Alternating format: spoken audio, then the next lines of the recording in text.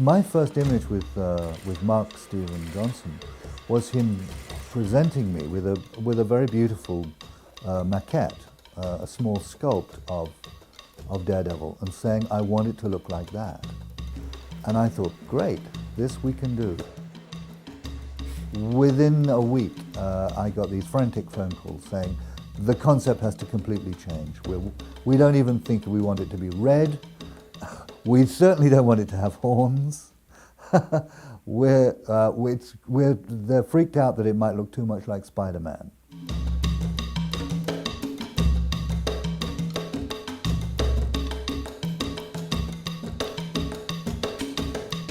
So all of this were the initial research for the red of Daredevil. Material, spandex, leather, net, made up, all the different techniques we could do, all the different faux techniques we could do of the pleated leather, the textured leather, silk screen, hand painting, as well as just figuring out what Daredevil's red is. We went through every shade of red there was. I can tell you that I once was driving along a freeway and I took a call from a group of executives sitting in a projection theater, winding a test piece of film backwards and forwards and having a 40-minute conversation about the color red. That's how crazy it got. We're working on Daredevil's mask, which is a leather-covered piece of vacuform that's made up in black first and then sort of dry brushed red. And then from there we'll take it and age it throughout the movie. This is the Ben final sculpt that's done in plaster and then drilled out so that they can vacuform and have the vacuform pulled down onto the plaster. And you end up with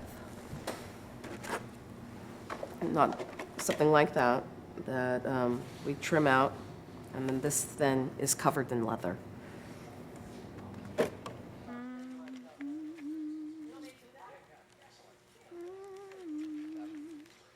Mark Steven Johnson's ability to cope with the vagaries of, and changes of opinion on this movie was remarkable. I'm so impressed with this young guy who can absorb that kind of pressure. And at some point you just feel like, you know, you're fucking Joan of Arc and you're hearing the voices. You're going insane.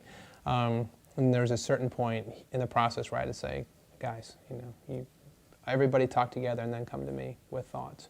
Because I have so much going on. There's so much to do. I cannot satisfy and listen to all these different opinions. Oh yeah, that's okay. We thought rather than putting the elbow over the top. Pardon?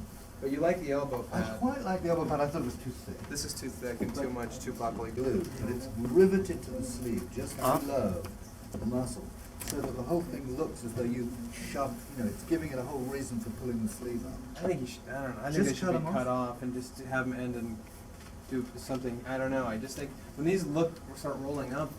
Whenever you see guys in leather jackets that roll them up. I guess what we were trying to do was to get this idea to work, this idea of something that you yanked up for even higher. Yeah, it doesn't make sense to me. So are you saying you don't want any of that? No, I think that we can still have some structure. This will go into the elbow pad, but I don't think that you have a big old system to hoist up his sleeve. You know what I'm saying? Okay. Then he's just like, wow, it's really hot in the kitchen. Whew, dying. This is great, you guys. Really badass. Really great. It's a collaboration when you're making a movie, especially when you're designing these kinds of characters. So the studio has a point of view, and other producers have a point of view, and the costume designer has a point of view, and the actor has a point of view. So we went through quite a series of ideas. Is Daredevil traditional?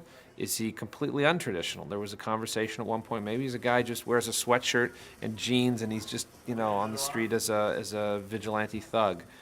Obviously, Mark was ready to pull his hair out, but he had to go through this process because everybody had to download their ideas.